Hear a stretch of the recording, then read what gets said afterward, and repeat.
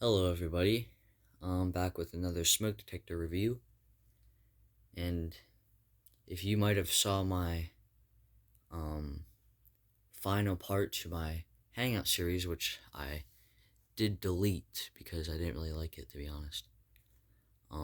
I mentioned I was getting two new detectors, which this is one of them, and I also mentioned that one of them was a holy grail.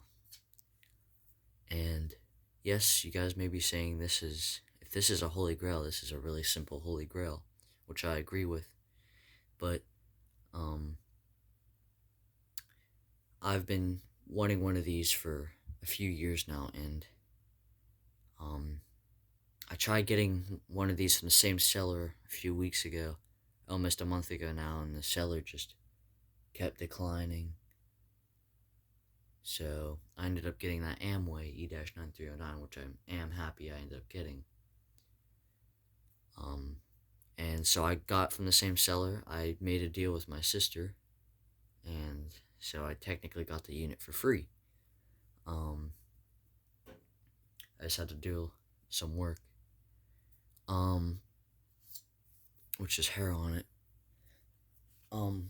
So yeah, I agree. This is a very simple Holy Grail, like I said, but this definitely earned its spot as a Holy Grail, seeing as like I said, I've been wanting one for so long, and I found them continuously on eBay, but I'd never actually buy or pull the trigger on it, because I'd either see another alarm I really want, which half the time wasn't even as cool as one of these, and would buy that instead, leaving the Honeywells to be sold to other collectors, which is fine.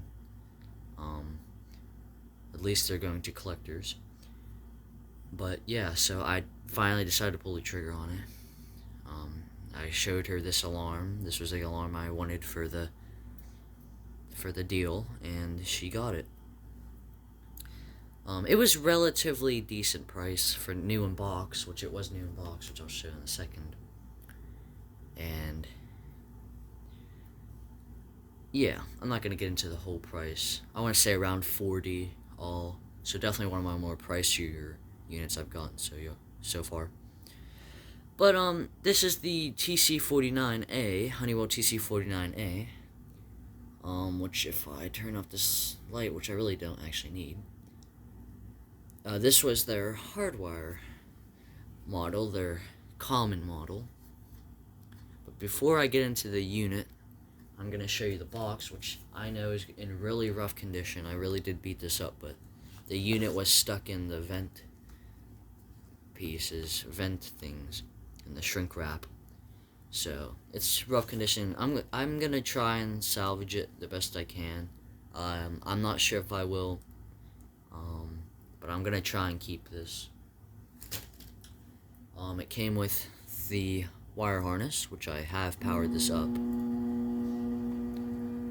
And there goes my heater, which I have powered this up already, and I will power it up in this video.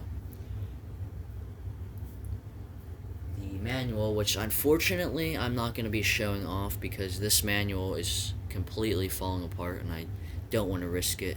And to be honest, this is a very long manual, and as some of you guys know, I just do not like manuals, like reading them. And then it also, of course, came with its bracket, which I tried to put on the unit to no success. So these are its accessories. So I will get these out of the way for now. And so here's the back of the unit. It's got your wire harness coming out of the back, wire harness lead, and if you notice, it's got hangers. It's got hangers, which is actually for if you want to line cord it. You could also just mount the line cord unit on the bracket, but yeah, if you want to line cord it, this is how you could attach it. And I'm actually pretty sure they kept this from the TC89B, so it's not 100% for the line cord, but this would be easier to use for the line if you put a line cord. Because yes, there is a model of these that came with a line cord, and it was an attachment that you would attach to here. BANF Vintage has that, and you would attach it to here, and it would make it a line cord, of course. And it's got this weird spot here. It was never opened. I'm the first person that has touched this since it was manufactured, so I don't know what this is. It's really scratched up and heavily bruised. But yeah. And then, of course, the front of the unit, which is your classic Honeywell design, their most popular.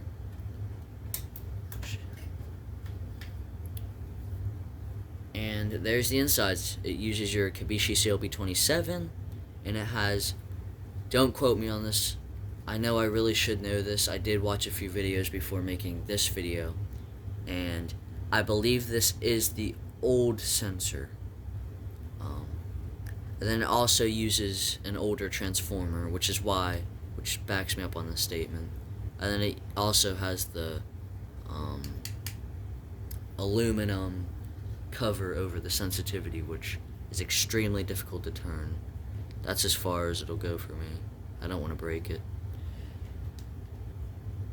Then also it has a interlock switch, just like the General Electrics, which I will not be showing you because I don't feel like pulling it out of my bin.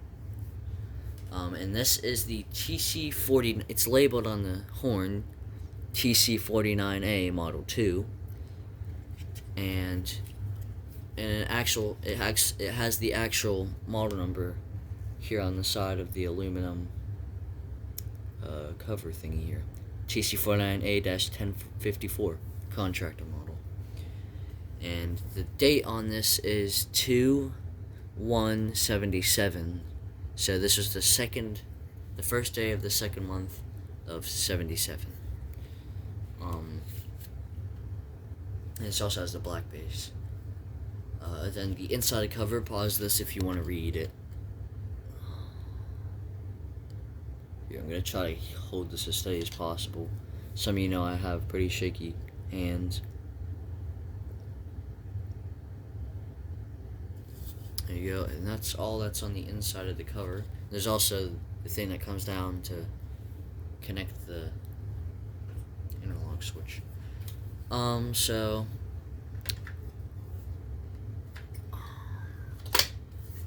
So if you have one of these in your house and you want to know if it's an earlier model or a Model 2 like this, which these are pretty common, just look at the LED, and if it has this around it, you have a slightly later model, a Model 2 most likely. And if it's missing this, you most likely have an earlier model. And some of these even came with the base of the square models, which were their first models, but with a round cover. A certain collector has one of those. And those, if you wanna, you have your best chance of getting one of those is getting it in a box, in a contractor box, which there is one on eBay right now. It's a 1014 as well, but that doesn't always mean that's what's in the box. So yeah, the square models were made first. They had a hardwired version and then a line cord version. Someone has a line cord version in the community. Oh wait, that's BNF Vintage, and someone has the hardwired version as well in the community, but I'm not sure who that is. I've heard that they did though. And then they made these alongside the TC89B, which, funny enough, Jan Eden just got one like a week ago. And then after these, they made the CD200As, CD400As, which, if you don't know what that is the escape light version, which I don't know why I'm pointing to this, because this is not what they looked like. And I unfortunately do not have any of those. So, I will hook this up real quick and show you. I will not be able to test it, guys. I'm very sorry about that. I do not have tester spray. I tried the cover interlock switch like I saw on someone's video, and that did not work, and there goes my cat. The cover interlock switch, and then I also tried blowing into the sensing chamber like BNF used to do, but nothing worked. So you're just gonna see that the LED works and that it powers. Okay, I'll be back. Okay, As you can see, we have power. And if you're wondering, no, this one does not chirp whenever you plug it in and power it up. Although from what I know, the earlier ones did. So I will advertise. I will display the cover interlock. So just look at the LED. Okay. Boop. And then I'll take a insulated screwdriver, just to be careful, and push down.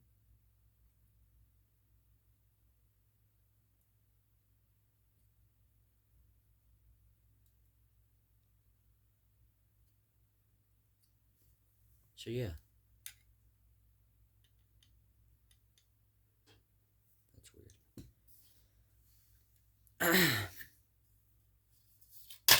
And of course I dropped the cover. So yeah, I'm sorry for if this video was too long. I just know, like I said at the beginning, this is a holy grail, and as some of you guys know, I like going in depth on either units I really enjoy or units that are holy grails.